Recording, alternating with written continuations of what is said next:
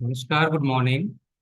आप देख रहे हैं केसीटी से सीतामढ़ी चैनल और फंडामेंटल के क्लास में मैं डीके सर आपको फिर से आप सभी का स्वागत करता हूं। आज का जो टॉपिक होगा वो होगा एप्लीकेशन सॉफ्टवेयर। इसके बारे में हम लोग अभी पढ़ाई करेंगे। ये हमारे जनरल पर्पस इस्तेमाल हेतु जो सॉफ्टवेयर होते हैं उसी को एप्लीकेशन सॉफ्टवेयर बोलते हैं। चाहे आपको टाइपिंग करनी है तो आप टाइपिंग मास्टर नाम का एप्लीकेशन सॉफ्टवेयर यूज करेंगे। अगर आपको कोई डिजाइनिंग का काम करना है तो पेज मेकर फोटोशॉप नाम का इस्तेमाल करेंगे। आपको हिसाब किताब का काम करना है तो आप सिंपली कैलकुलेटर यूज कर सकते हैं, या एक्सेल यूज कर सकते हैं, या टैली यूज कर सकते हैं फॉर फाइनेंशियल अकाउंटिंग। या कोई बड़ा बिजनेस है जो इंटरनेशनली चलता है तो आप वहां पर सैप का इस्तेमाल कर सकते हैं। ये अलग अलग प्रकार के एप्लीकेशंस हैं। सो एप्लीकेशन सॉफ्टवेयर की कुछ परिभाषा इस प्रकार है: the type specific software that is used for doing a specific task. Software का एक ऐसा प्रकार जो यूजर के काम के हिसाब से बनाया गया है, उसी को हम एप्लीकेशन सॉफ्टवेयर कहेंगे।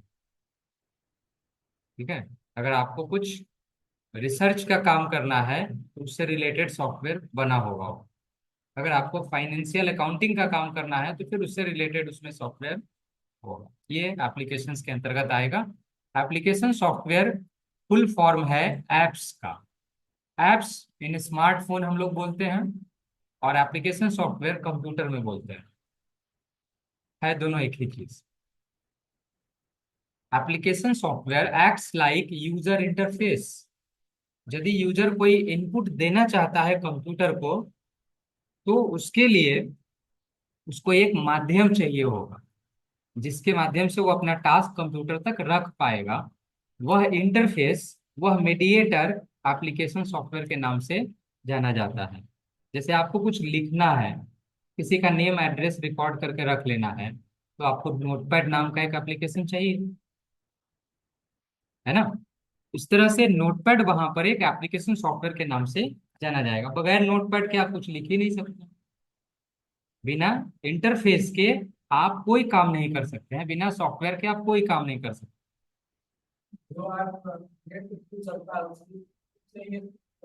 नहीं नहीं नहीं नहीं। उसके लिए हम सॉफ्टवेयर को, एप्लीकेशन सॉफ्टवेयर का भी हम दो टाइप ऑफ बना रहे हैं। ठीक है। इस हिसाब से जो आपने सवाल किया अभी नेट वाली बात जब ला दिए, तो उसमें एप्लीकेशन सॉफ्टवेयर अब दो टाइप का होगा। एक जिसको ऑनलाइन सॉफ्टवेयर बोलते हैं, और दूसरा ऑफलाइन सॉफ्टवेयर बोलते हैं, है ना। ऑनलाइन सॉफ्टवेयर वैसे सॉफ्टवेयर होते हैं जो केवल इंटरनेट की उपस्थिति में ही काम करते हैं, जैसे व्हाट्सएप, ट्विटर, यूट्यूब, है ना, फेसबुक। ये सारे ऑनलाइन सॉफ्टवेयर हैं जिसको इंटरनेट के रहने पर ही आप उसको इस्तेमाल कर सकते हैं। लेकिन notepad, paint, calculator, Microsoft Word, Tally, ये सब स्टैंड अलोन सॉफ्टवेयर है। मतलब सिस्टम के हार्ड डिस्क में सेव रहता है। वो किसी दूसरे सर्वर में नहीं रहता है जहां से उसको हमको कनेक्ट करना होता है। ये आपके सिस्टम में इनबिल्ट होता है, मौजूद रहता है।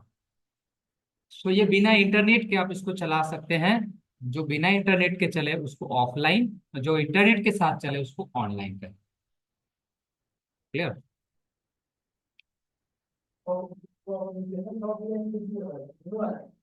हाँ, एप्लीकेशन सॉफ्टवेयर उसको कहेंगे जो हमारे काम के लिए बनाया गया है। चाहे उसको इंटरनेट के प्रेजेंट में चलाएं या बिना इंटरनेट के चलाएं। इंटरनेट की उपस्थिति में चलाएंगे तो उसका नाम ऑनलाइन एप्स कहेंगे, और जो इंटरनेट की अनुपस्थिति में चलाएं ऑफलाइन एप्स कहेंगे। ऑनलाइन और ऑफलाइन बस उस एप्स में जोड़ देना है तो वो एप्स ही।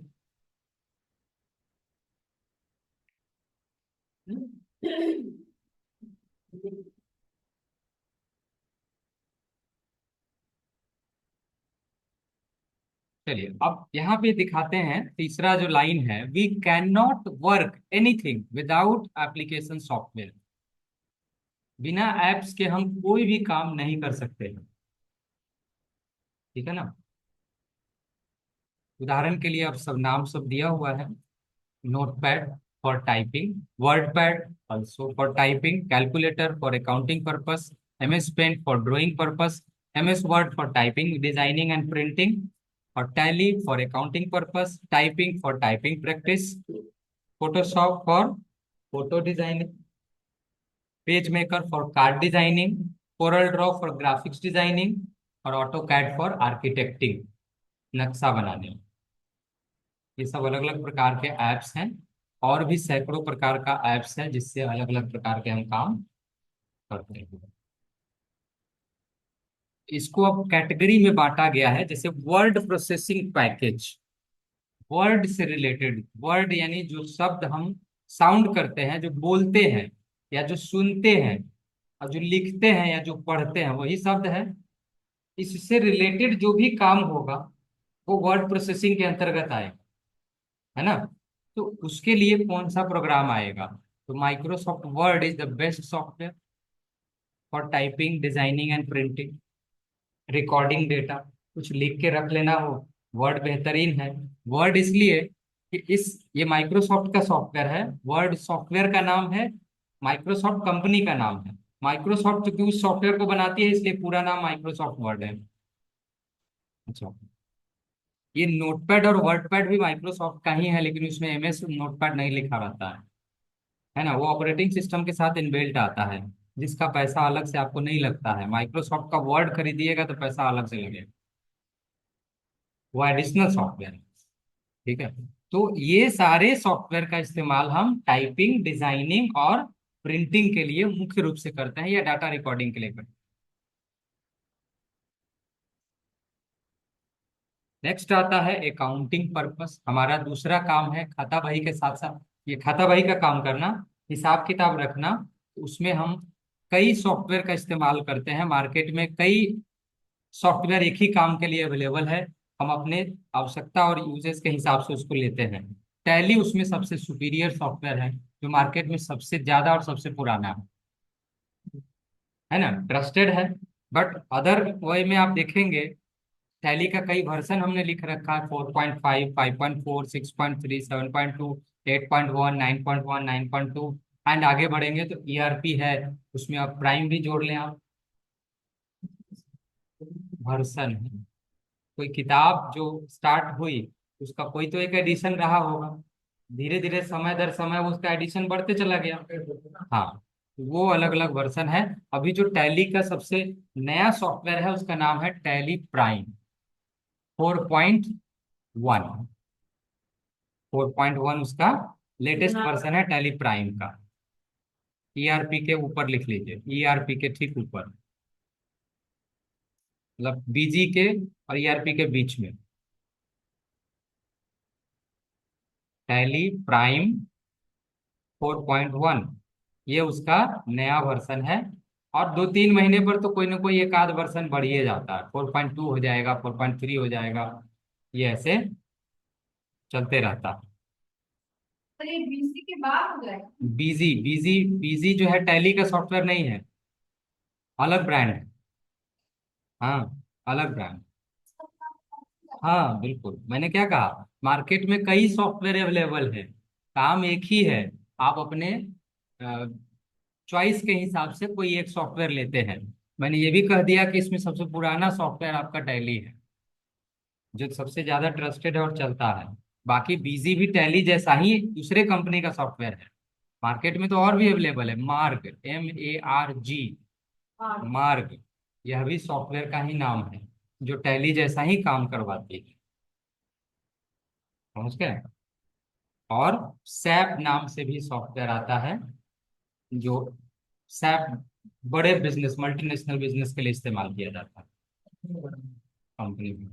कंपनी में टैली बीजी सब यूज होता है, सैप उन सबसे एडवांस सॉफ्टवेयर है। बट ये भी अकाउंटिंग का ही सॉफ्टवेयर है।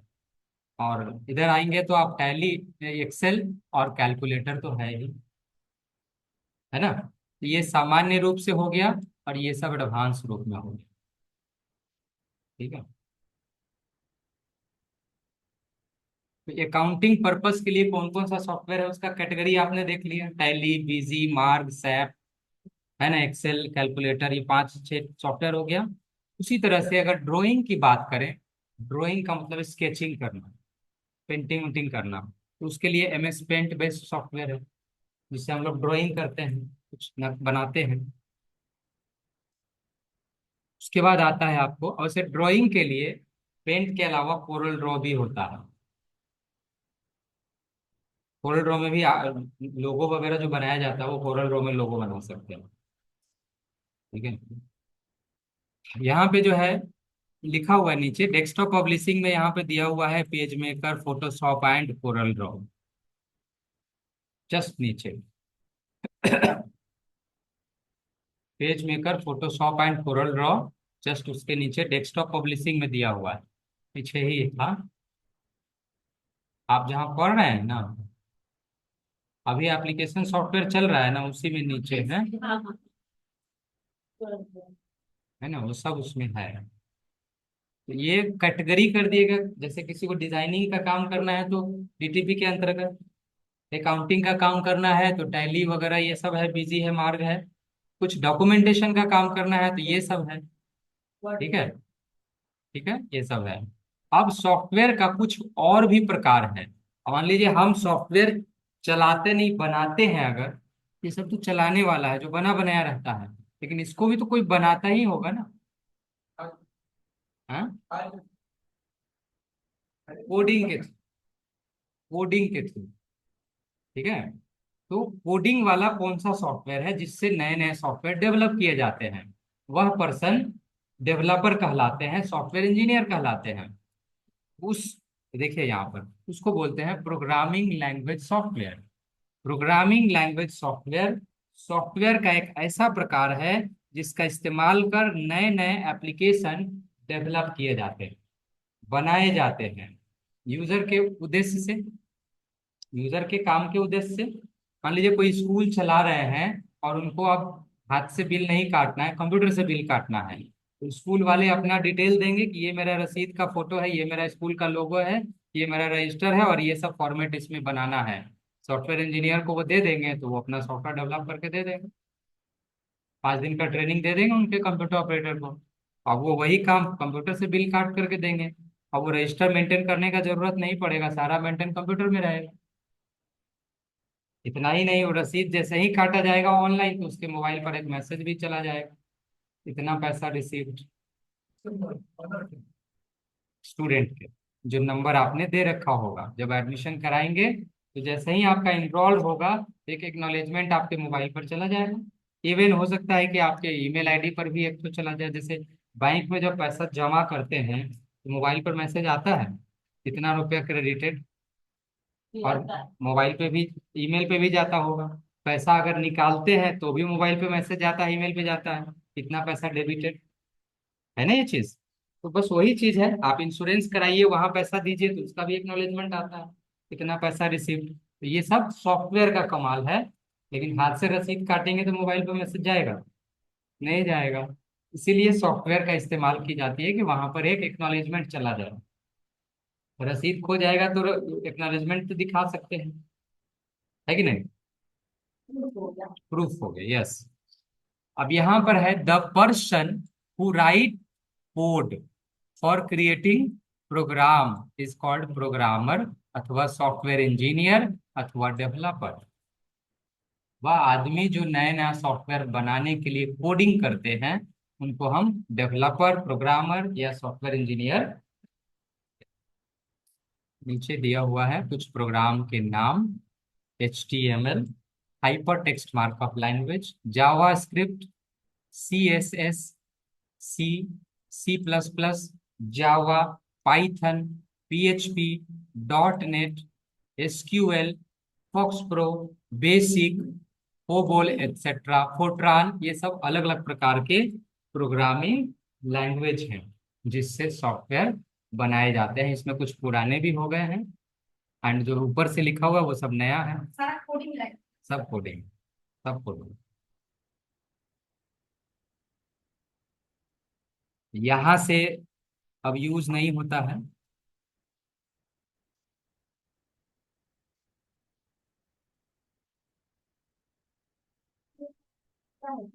वेब पेज डिजाइनिंग के लिए, वेब डिजाइनिंग के लिए HTML होता है। HTML के साथ साथ CSS और जावास्क्रिप्ट तीनों यूज होता है। जावास्क्रिप्ट को JS भी बोलते हैं। उसके बाद डाटाबेस भी उसमें पढ़ना पड़ता है, क्वेरी। तब जाके वो पूरा प्रोजेक्ट कंप्लीट होता है और आप एक वेबसाइट बना सकते हैं। बाकी गेमिंग वगैरह का सॉफ्टवेयर अगर सीखना हो तो C++ है, जावा है या पाइथन है। सबसे गेम्स वगैरह बनाते हैं या जनरल मोबाइल ऐप्स बना सकते हैं या अदर कोई भी सॉफ्टवेयर आप बना सकते हैं। मशीन लेवल सॉफ्टवेयर बनाना हो तो C लैंग्वेज का इस्तेमाल होगा।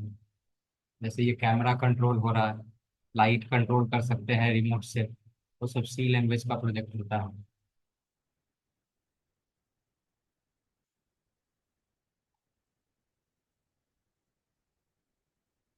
तो प्रोग्रामिंग लैंग्वेज सॉफ्टवेयर सॉफ्टवेयर का वैसा प्रकार है जिसकी मदद से एक प्रोग्रामर नया नया सॉफ्टवेयर डेवलप करते हैं। ठीक, तो सॉफ्टवेयर का तीसरा टाइप हो गया। अब एक चौथा टाइप भी है, 4G है, fourth generation language. Fourth generation language computer programming का इस्तेमाल, जो 3GL का मॉडिफाइड फॉर्म जो है उसी को 4GL कहते हैं। जनरली इसमें डाटाबेस मैनेजमेंट सिस्टम का इस्तेमाल, है ना, होता है।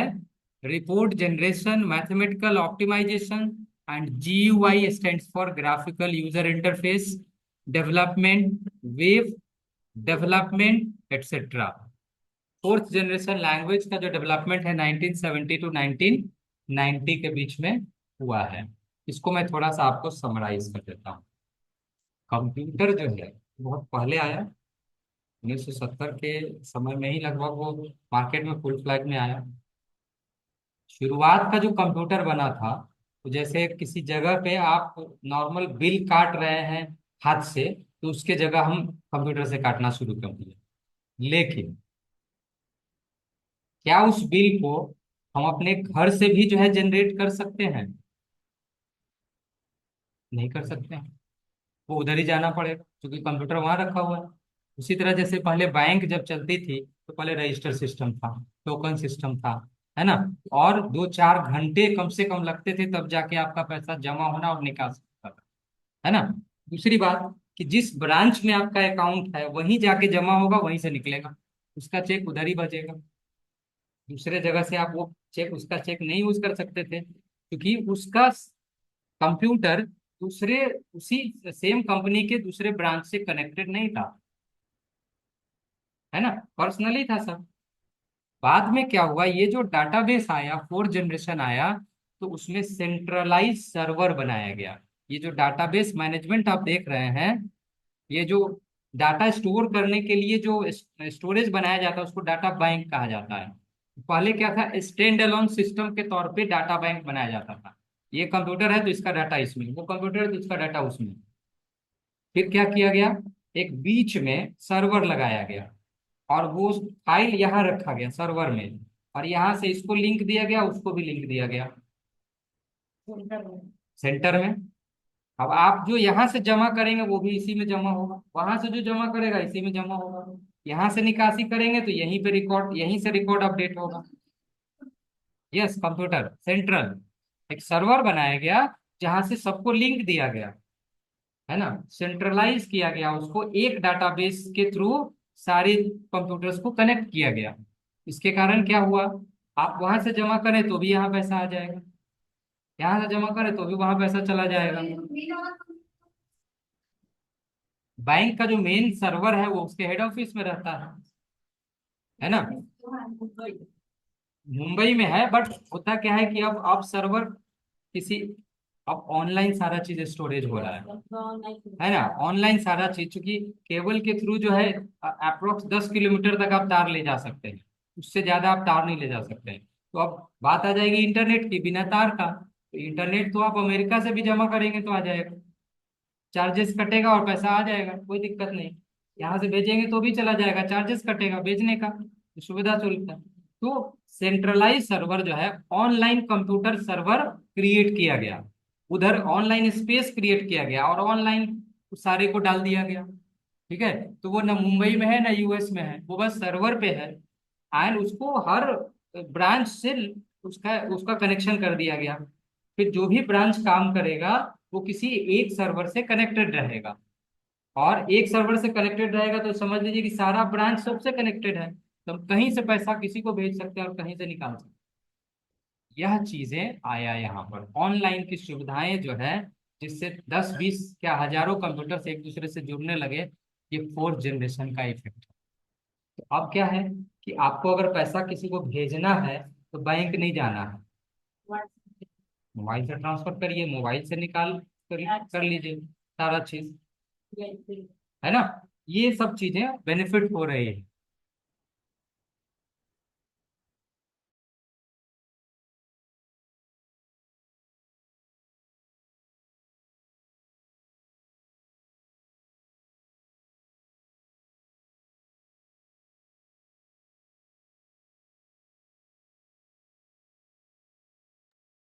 एटीएम जो काम करता है वह भी इसी सर्वर के कारण काम करता है, क्योंकि वो बैंक से तो कहीं अलग रहता है ऑन द वे, एंड वो ऑल टाइम खुला रहता है। अपने यहाँ बंद हो जाता होगा कहीं सिक्योरिटी पर्पस के कारण, अदरवाइज मुझे लगता है कि यहाँ भी अब 24 घंटे एटीएम खुला रहता है। किसी की जरूरत अब गार्ड भी नहीं रहता है कहीं, है ना, क्योंकि सब में सीसीटीवी कैमरा लगा हुआ है ना। तो इसलिए और टाइम टू टाइम उसकी गाड़ी जो है घूम करके उसको रिफिल करती रहती है अमाउंट, ताकि वो एटीएम में पैसा रहे, तब तो लोगों को सुविधा होगी। तो उससे क्या होगा, बैंक पर लोड कम पड़ेगा। आप एटीएम से ही जमा भी कर लेते हैं, निकासी भी कर लेते हैं, बैंक में लाइन में लगने का झंझट नहीं है। एक तरह से बैंक का लोड कम करने के लिए, यातायात लोगों को सुविधा देने के लिए ये सब सुविधाएं अब रास्ते में ऑन द वे अलग अलग स्टॉप लगा करके बना दी गई है। यह सब इसी फोर्थ जनरेशन के सॉफ्टवेयर डेवलपमेंट के कारण है कि आप कहीं से भी पैसा जमा करिए, कहीं निकासी करिए, आपको एक एक एक जगह जाने की बाध्यता जो हो, एक निश्चित समय काल के अंदर हो, ये सब करने का जरूरत नहीं।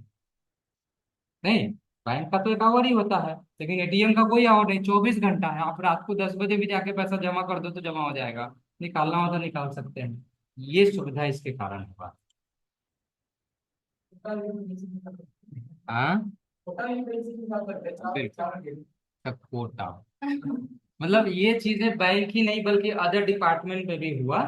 आप किसी कोर्ट में आपका केस चल रहा है, उसकी हियरिंग चल रही है, वकील साहब को यहाँ से मोबाइल से उसका फीस दे रहे हैं, और वकील साहब आपके बदले में जाके वहां सुनवाई में खड़े हो रहे हैं कि हाँ मैं उनके तरफ से वकील हूँ, ऐसे ऐसे हुआ, और वो अपडेट जो है वो जजमेंट ऑनलाइन अपडेट हो जाता है, और आप यहाँ मोबाइल में देख लेते हैं कि आज सुनवाई में क्या हुआ, मेरा केस कहाँ तक पहुंचा। तो आपको जाने आने का खर्चा तो बचा सिर्फ वकील साहब के फीस से। Yes yes. हियरिंग में क्या होता है, आपके बदले में आपका रिप्रेजेंटेटिव वकील ही न जाता है, आपको जब बुलाया जाएगा तब ना। तो बताया जाएगा तभी आ जाना है। हाँ, ऐसे नहीं, वकील प्रेजेंट होते हैं। केस नंबर इतना कौन है, जी हजूर मैं हूँ। वकील वकील ही तो बहस करते हैं, आदमी तो बहस नहीं, आदमी एक गवाह साफ होता है जब उसकी जरूरत होती है तब। ऐसे सिर्फ हियरिंग में कौन है तो ये है, क्या है तो ये सब मुद्दा जब है। उसका रहेगा उसका परसेंट पूरा नहीं, जब जरूरत होती है तो उसको जाना है, अदरवाइज वकील साहब उनके जगह पे रिप्रेजेंट होंगे।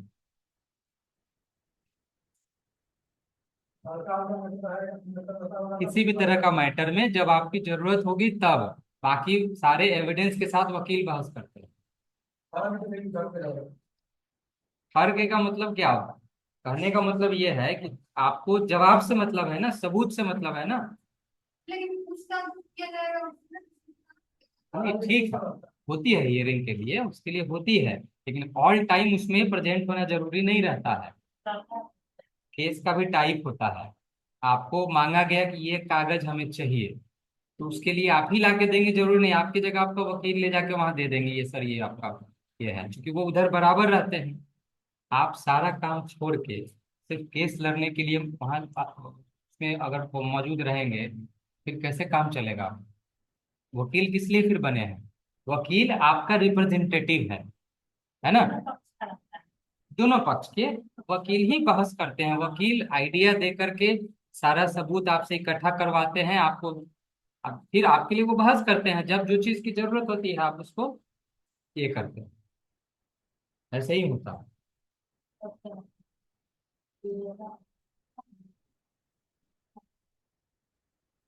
जरूरत होती है तो बुलाते हैं लोग, ऐसा नहीं कि घर पे बैठ के सिर्फ पैसा देने से काम चलता है। अफकोर्स बुलाई जाती है, लेकिन जब जहाँ जरूरत नहीं है वहां सिर्फ हियरिंग के लिए सब सबमिट करना, जैसे कहा गया कि ये कागज मुझे चाहिए, है ना। आप कोई सेंटर चला रहे हैं, ठीक है, और उन पर जो है वो कुछ नियम कायदा का जो है वो ऑब्जेक्शंस आ गया कि भाई आप इसमें फायर एक्सटिंगर नहीं लगाए हो, इमरजेंसी एग्जिट नहीं है, एयरिंग नहीं है इसमें पूरा, है ना, सीटिंग अरेंजमेंट प्रॉपर नहीं है, आपका लाइसेंस नहीं है, आपका वो टीचर्स डिटेल नहीं है, आप दीजिए सारा।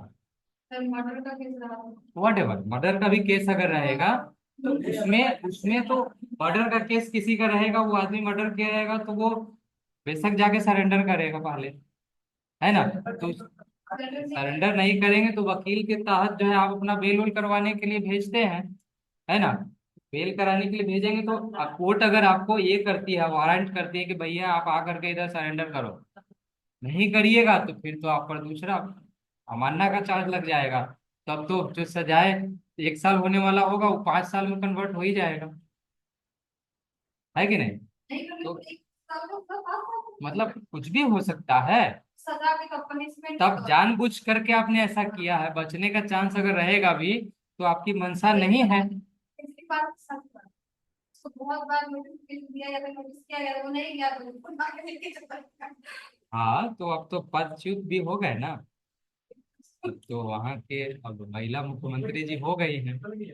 हाँ नहीं निकल गए हैं लेकिन रिजाइन करके अब अपने पार्टी के एक महिला जो पुराने जो उनकी विधायिका हैं उनको बना दिया गया है मुख्यमंत्री। दिल्ली की मुख्यमंत्री जो है वो कुछ रॉ सही नाम है उनका, कृतिका के कुछ ऐसा ही नाम उनका है, जो चश्मा लगाती हैं और वो स्कूल वगैरह में विजिट करते हुए उनका यूट्यूब का बहुत वायरल हुआ था। स्कूल में पहुंच जाते थे सीधे पूछने, "हाँ, ठीक है तो बताइए क्या पढ़ाई हुआ आज"। सीएम ने विधायक पहले तो विधायक रहे ना वो, हाँ कि वो विधायक रही, वो एमएलए में जीती, उसके बाद मिनिस्ट्री में भी काम करी है वो विधायक रहते हुए स्कूल में विजिट कर जाती थी, जैसे न्यूज रिपोर्टर नहीं पहुंच जाते हैं, ये पहुंच जाती थी अपने लोगों के साथ। अब 2 आदमी, एक कैमरा वाला और एक खुद, और जाकर के जो है स्कूल में टीचर कौन कौन है, क्या है, क्या व्यवस्था है, आपका वॉशरूम किधर है, आपका क्या एग्जिट है, पानी का क्या है, कैसे आप क्या व्यवस्था कर रहे हैं, क्लास का क्या रूटीन है, गवर्नमेंट पूरा दिखे गवर्नमेंट वहाँ। यस, तो ये सारी चीजों को रेगुलरली अप टू डेट कर रही थी, रोड की व्यवस्था, जाम की व्यवस्था, वट सब चीज में वो काम करी है जब ये जेल में थे बिहाइंड में। तो उनको चूंकि वो देखा गया है कि ये पार्टी के वफादार रहे हैं, और इन लोगों मनीष सिसोदिया जो वहाँ के उप मुख्यमंत्री थे और ये मुख्यमंत्री जी के बहुत करीबी रहे हैं, तो इनको अब ट्रस्टी कहिए, तो इनको बना दिया गया है। अब पीछे से वो अपना आप जनता के बीच में कल स्टेटमेंट देने गए थे कि आप जनता बताइए कि मैं आपके नज़र में गुनहगार हूँ क्या, अगर मैं गुनहगार नहीं हूँ तो मैं रिजाइन नहीं करूंगा, है ना। तो इस तरह का कुछ अपना चल रहा है। चलिए, सॉफ्टवेयर का अनदर टाइप जो है उसमें आता है एक फिर्मवेयर। फिर्मवेयर FIRMWAR, फिर्मवेयर। फिर्मवेयर सॉफ्टवेयर का एक ऐसा टाइप है जो कंप्यूटर में बाहर से नहीं डाला जाता है, पहले से उसमें मौजूद रहता है। फिर्मवेयर नाम है उसका, कैलकुलेटर, ये नाम है उसका। बायूस नाम का सॉफ्टवेयर होता है और यह कंप्यूटर के मदरबोर्ड का सॉफ्टवेयर है, जो कंपनी द्वारा पहले ही से बोर्ड में एक चिप में डाला हुआ रहता है, वो आपको डालना नहीं पड़ता। यह कंप्यूटर के हार्डवेयर के बारे में पूरी जानकारी रखता है। बाहर से आने वाला कोई भी सॉफ्टवेयर पहले इससे कन्फ्रेंस करता है कि ये हार्डवेयर के लायक है कि नहीं, ये अगर अलाउ करेगा तभी वो सॉफ्टवेयर सिस्टम में इंस्टॉल हो पाएगा, नहीं तो नहीं होगा। आप ये समझ लीजिए, यानी कंपनी ने इस मशीन के लिए एक इंफॉर्मेशन देने वाला एजेंट रखा है, जो बाहरी किसी सॉफ्टवेयर को पहले वो जानकारी देगा कि ये हार्डवेयर इस टाइप का है, कि आपके पास सॉफ्टवेयर इसके अनुसार है तो ठीक है आपको अलाउ किया जाएगा, अन्यथा नहीं किया जाएगा, हमारा हार्डवेयर ऐसा है। ये वो सॉफ्टवेयर है। दूसरी बात, इसमें जो भी हार्डवेयर लगे हुए हैं, किस हार्डवेयर को यूज में लेना है, किस हार्डवेयर को डिजेबल कर देना है। डिजेबल का मतलब होता है ऑफ कर देना। जैसे हम बहुत सारा कंप्यूटर देखते होंगे, पेन ड्राइव लगाइएगा तो पेन ड्राइव रीडे नहीं करेगा। वो क्या किया गया रहता है, उसको लॉक कर दिया गया रहता है। कंपनी वगैरह का जो लैपटॉप मिलता है काम करने के लिए लोगों को, तो उसका बाहरी स्लॉट जो भी है उसको डिसेबल कर दिया गया रहता है, ताकि इस कंप्यूटर का डाटा कोई निकाले नहीं। इस कंप्यूटर का डाटा आप बाहर से पेन ड्राइव से ही नहीं निकाल सकते हैं, नहीं निकाल सकते, पूरा जैम किया हुआ रहता है। बाकी जनरल कंप्यूटर है तो उसमें सब चीज इनेबल रहता है और उसमें डिजेबल रहता है। आप बायोस के थ्रू डिजेबल कर सकते हैं। इवन इतना ही नहीं, कंप्यूटर अगर आप चाहते हैं कि कोई दूसरा कंप्यूटर को स्टार्ट नहीं कर सके, तो आप इस बायोस में जाकर के और उसका एडमिनिस्ट्रेटर पासवर्ड लगा देंगे, सिस्टम का पावर देंगे तो सीधे आएगा पहले पासवर्ड। ये कहाँ मिलेगा?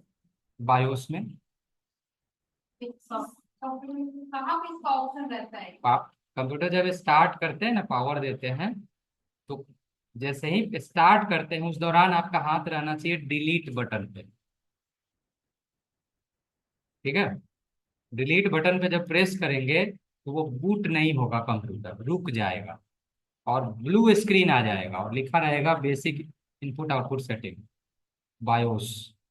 और तब उसके अंदर आपको date time setting and password setting, system other hardware settings आ जाएगा। वो हार्डवेयर सेटिंग्स वाला स्क्रीन खुल जाएगा। अब उसमें जा करके आपको जो भी चेंजेस करना है लगा के F10 से सेव करके बाहर आ जाइए। बस हो गया। उसके बाद स्टार्ट करिए, अगर पासवर्ड लगाए रहिएगा, जब पावर देके, जैसे ही पावर देके स्टार्ट करिएगा तो पहले आएगा पासवर्ड। पासवर्ड नहीं देंगे तो कंप्यूटर स्टार्ट क्या सारे में लगा? नहीं लगाए। तो मांगता है ना पासवर्ड। वो तो यूजर अकाउंट का पासवर्ड है, वो तो स्टार्ट हो चुका होता है। अब सिर्फ लॉगिन का पासवर्ड है, ये बूट का पासवर्ड है। सिस्टम बूटे नहीं करे, काम ऑन नहीं होगा। बूटे नहीं, ऑने नहीं। समझ गए, बूटिंग प्रोसेस कंप्यूटर के स्टार्ट करने की प्रक्रिया है। तो स्टार्टिंग के दौरान ही वो पासवर्ड लगाना, और स्टार्टिंग का प्रोसेस कंप्लीट होने के बाद सिर्फ लॉगिन पासवर्ड हम वहां लगा हुआ है। तो पासवर्ड के दो टाइप। समझ गए। आपने जो लगा हुआ है वो ईमेल का पासवर्ड है, यूजर का। यूजर का पासवर्ड, वो यूजर का पासवर्ड नहीं, वो सिस्टम का एडमिन पासवर्ड है जो बूट बूट मैनेजर में जाके सेट करना होगा। उसकी जरूरत तब पड़ती है जब आपका बहुत हाईली सेंसिटिव सिस्टम है, जो आप किसी दूसरे को बिल्कुल ही छेड़छाड़ करने का परमिशन नहीं दे रहे हैं। वैसी स्थिति में, इम्पोर्टेंट डॉक्यूमेंट। हाँ, जैसे मैं बता देता हूँ उसका, और भी कई चीजें हैं। हमारा सिस्टम में पासवर्ड कोई लगा दिया है, ठीक है, तो उस पासवर्ड को क्रैक कर सकते हैं विंडोज वाले। ठीक है, सेफ मोड में स्टार्ट करके एंड देन आफ्टर उसका 10 लाइन का स्टेप है, आप उसका पासवर्ड क्रैक कर सकते हैं। लेकिन बूट मैनेजर का पासवर्ड इम्पॉसिबल, वो टूटेगा ही नहीं। समझ गए ना, नहीं टूटेगा। लगा देंगे। वो बहुत मुश्किल, नहीं टूटेगा। तभी कोई तो लगाता ही नहीं जिस वजह से। जो जानते हैं वो चीज लगाते हैं, वो नोट करके रखते हैं, है ना। बूट मैनेजर का मतलब आपका बायोस लॉक हो गया। हम लोग नहीं लगा सकते, मतलब बहुत ज्यादा ये हुआ तभी लगाए। वही चीज मैं बता रहा हूँ, जैसे आपका सिस्टम में जो है, अगर आपका सिस्टम जो है, आपका अगर सिस्टम सिस्टम अगर ये विंडोज आपका अगर करप्ट हो रहा है या स्टार्ट नहीं हो रहा है, तो आप फॉर्मेट करके उसको दोबारा नया सॉफ्टवेयर इंस्टॉल कर सकते हैं। लेकिन बूट मैनेजर का पासवर्ड लग जाएगा तो आप सिस्टम फॉर्मेट भी नहीं कर सकते। आप पेन ड्राइव लगा के, नॉर्मली जो विंडोज का पासवर्ड लगा रहेगा तो आप पेन ड्राइव लगा के सॉफ्टवेयर उड़ा देंगे, है ना। दोबारा डाउनलोड। या आप दूसरा एक विंडोज नया इंस्टॉल करके आप उसमें काम शुरू कर सकते हैं। लेकिन बूट मैनेजर पासवर्ड लगा देंगे, सिस्टम बूट ही नहीं करेगा तो फिर इंस्टॉल कहाँ से होगा। ठीक है। हाँ, तो ये हार्डवेयर हार्डवेयर एक्सपर्ट की चीजें हैं। ये हार्डवेयर एक्सपर्ट जो पूरा हार्डवेयर का अ, अच्छा जानकारी रखता है, वही उस चीज को करेगा, और उसी की जरूरत की चीज है। जनरल लोग बूट मैनेजर का पासवर्ड क्यों लगाए? उसका कोई मतलब ही नहीं है। उसके लिए तो विंडोज पासवर्ड काफी है।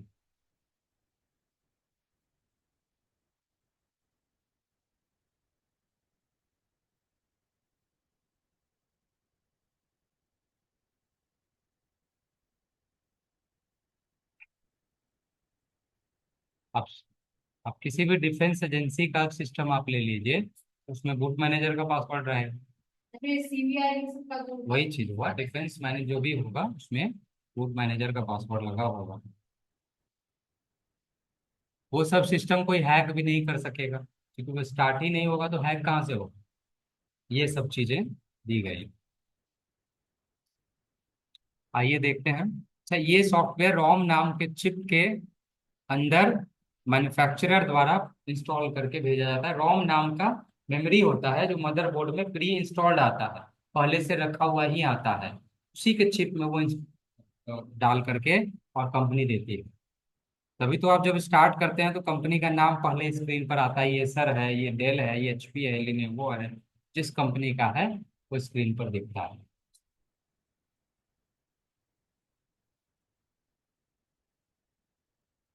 Driver and utility software, software का एक ऐसा प्रकार जो किसी स्पेसिफिक हार्डवेयर के लिए स्पेसिफिक सॉफ्टवेयर बना हुआ है, उसको हम कहते हैं ड्राइवर सॉफ्टवेयर। जैसे VGA का software, visual graphics adapter, sound का सॉफ्टवेयर, PCI का सॉफ्टवेयर, वाईफाई का सॉफ्टवेयर, और प्रिंटर का सॉफ्टवेयर, ब्लूटूथ का सॉफ्टवेयर। जैसे कंप्यूटर में तो सैकड़ों प्रकार का मशीन होता है, अलग अलग। हर सॉफ्टवेयर का, हर हार्डवेयर का एक एक सॉफ्टवेयर होता है। हर हार्डवेयर के लिए एक सॉफ्टवेयर होता है। वह सॉफ्टवेयर उस हार्डवेयर को कंप्यूटर से जोड़ने का काम करता है। जैसे आपके पास कैमरा है, पोर्टेबल कैमरा है, USB कैमरा है ना। ऐसा नहीं कि आप कोई भी कैमरा ले आके पेन ड्राइव की तरह लगाइएगा और वो काम करना शुरू कर देगा, नहीं करेगा। उसका सॉफ्टवेयर पहले कंप्यूटर में इंस्टॉल रखना होगा, तब उसका तार लगाइएगा तो वो कैमरा कनेक्ट हो। जैसे प्रिंटर आप नया खरीद के लाए, ऐसा नहीं कि तार लगाएंगे आप प्रिंट होना शुरू हो जाए, नहीं होगा। पहले उस प्रिंटर का सॉफ्टवेयर इंस्टॉल करना होगा, तब तार लगाएंगे तो प्रिंट का कमांड दे पाएंगे। बस वही चीज है। ये अलग अलग प्रकार के हार्डवेयर के लिए अलग अलग सॉफ्टवेयर बना हुआ है। उस सॉफ्टवेयर को हम ड्राइवर अथवा यूटिलिटी सॉफ्टवेयर के नाम से जानते हैं।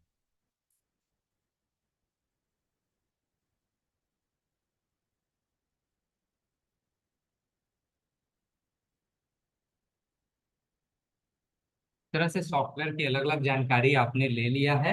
मैं सॉफ्टवेयर टॉपिक से एक बार समराइज कर रहा हूँ, आप शुरू। सॉफ्टवेयर का शुरू से मैं समराइज कर रहा हूँ। सॉफ्टवेयर क्या है? कंप्यूटर का एक महत्वपूर्ण पार्ट है, जो हार्डवेयर को कंट्रोल करने के लिए कंप्यूटर के CPU में SDD और HDD के अंदर डाला गया रहता है। SSD सॉलिड स्टेट ड्राइव है, और HDD हार्ड डिस्क ड्राइव है। ये दोनों कंप्यूटर की परमानेंट मेमोरी है, सेकेंडरी मेमोरी है, जहाँ किसी डाटा को अस्थायी रूप से रखते हैं, बैकअप करते हैं। तो जो भी सॉफ्टवेयर अगर रहता है वो इसी सेकेंडरी स्टोरेज में ही स्टोर रहता है, और यहाँ से वो कंप्यूटर को स्टार्ट कराता है, कंप्यूटर को कंट्रोल करता है, यूजर के काम के लिए इंटरफेस का काम करता है, डाटा रिकॉर्डिंग का काम करता है। ये सब काम सॉफ्टवेयर का ही है। यानी कोई भी काम अगर कंप्यूटर से लेते हैं तो उसमें कोई ना कोई सॉफ्टवेयर ही भाग लेता है। बिना सॉफ्टवेयर के यूजर कोई काम कंप्यूटर से नहीं कर सकता। ये चीज समझ गए। सॉफ्टवेयर का दो टाइप बनाया गया है, एक सिस्टम सॉफ्टवेयर, एक application software. System software computer का एक ऐसा सॉफ्टवेयर है जिससे हार्डवेयर मेनली कंट्रोल होता है, और उससे आपका एप्स भी कंट्रोल होता है। एप्स को भी तो कोई कंट्रोल करता है, एप्स अपने आप कंट्रोल नहीं होता। यस, वही सिस्टम सॉफ्टवेयर को ही ऑपरेटिंग सिस्टम भी कहते हैं। तो ऑपरेटिंग सिस्टम यानी सिस्टम सॉफ्टवेयर आपके एप्स को भी कंट्रोल करता है, और तब आप एप्स के माध्यम से कोई टास्क दे पाते हैं कंप्यूटर को। सिस्टम सॉफ्टवेयर के रहते हुए ही एप्स आप इंस्टॉल कर पाएंगे। बिना सिस्टम सॉफ्टवेयर के आप एप्स भी इंस्टॉल नहीं कर पाएंगे, क्योंकि सिस्टम सॉफ्टवेयर के रहने पर ही सिस्टम स्टार्ट होगा। तब कोई ऐप आप अपने जरूरत के हिसाब से, काम के हिसाब से इंस्टॉल करेंगे। यानी ऐप्स एक ऐसा सॉफ्टवेयर है जिससे आप अपना कोई खास काम करते हैं, जरूरत के हिसाब से उसको इस्तेमाल करते हैं। इसके कई कैटेगरी बनाए गए, word processing package, accounting package, designing package, drawing package, ये सब अलग अलग कैटेगरी का है।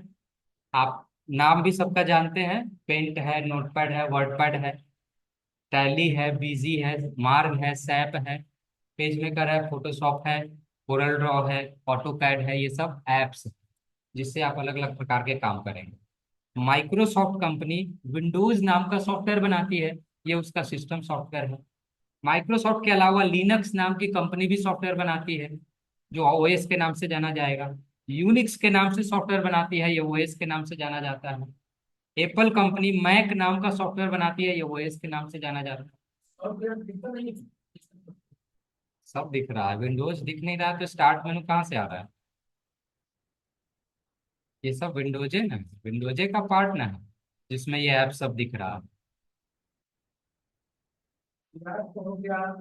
ये सब एप्स है, लेकिन ये जो एरिया सब है, ये जो देख रहा है कलर किया हुआ बैकग्राउंड, और ये जो प्लेटफॉर्म आपको प्रोवाइड कर रहा है, ये क्या है?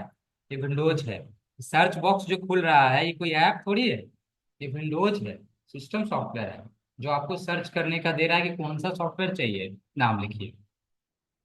यस, सिस्टम की जो सेटिंग होगी जिसके माध्यम से किसी सॉफ्टवेयर को आप खोलेंगे, काम करेंगे, वो विंडोज होगा, सिस्टम सॉफ्टवेयर होगा, ओएस होगा। और जब ये ऐप वर्ड एक्सेल कोई भी खोल लेंगे, फिर उसके हिसाब से फिर अपना काम करेंगे, जैसा ऐप वैसा काम। सॉफ्टवेयर का तीसरा टाइप हमने बताया कि जिससे नया नया सॉफ्टवेयर डेवलप करते हैं, प्रोग्रामिंग लैंग्वेज कहा जाएगा। HTML, जावा स्क्रिप्ट, CSS, है ना, सी programming, C++, Java, Python, PHP, ये सब अलग अलग प्रकार के सॉफ्टवेयर सब हैं। आपने देखा यहाँ पे फिर्मवेयर नाम का एक सॉफ्टवेयर है। फिर्मवेयर जो बायोस नाम का सॉफ्टवेयर होता है, कंप्यूटर के मदरबोर्ड में कंपनी द्वारा ही इनबिल्ट करके भेजा जाता है। ये पूरे हार्डवेयर का इंफॉर्मेशन रखता है।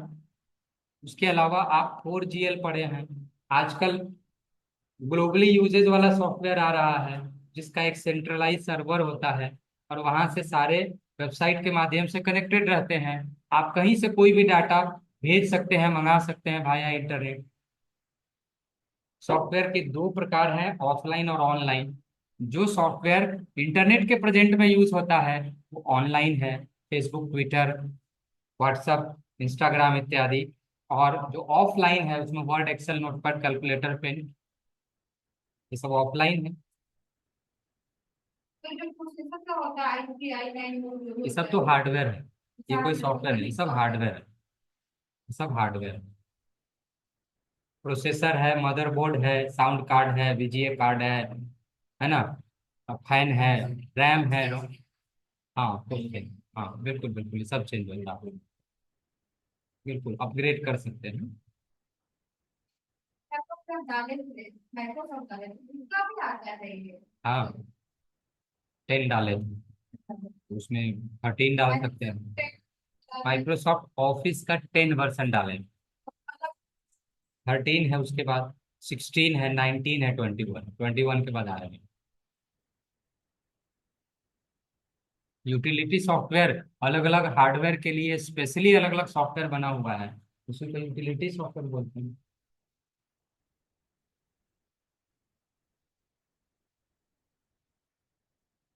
तो आपको समझ आया होगा, अगर इसमें कोई डाउट्स है तो आप जरूर कमेंट करें। और अगर आप चैनल पर नए हैं तो इसको लाइक सब्सक्राइब कर लें। बहुत बहुत धन्यवाद। ऑफलाइन क्लासेस के लिए सुबह 8 से 9 में आज डेमो क्लासेस स्टार्ट हुआ है, 7 दिन का फ्री डेमो है ना, आकर के एक बार पढ़ के देखें। मंडे टू सैटरडे जो है क्लासेस का रूटीन है, 8 बजे से 9 बजे। बहुत बहुत धन्यवाद।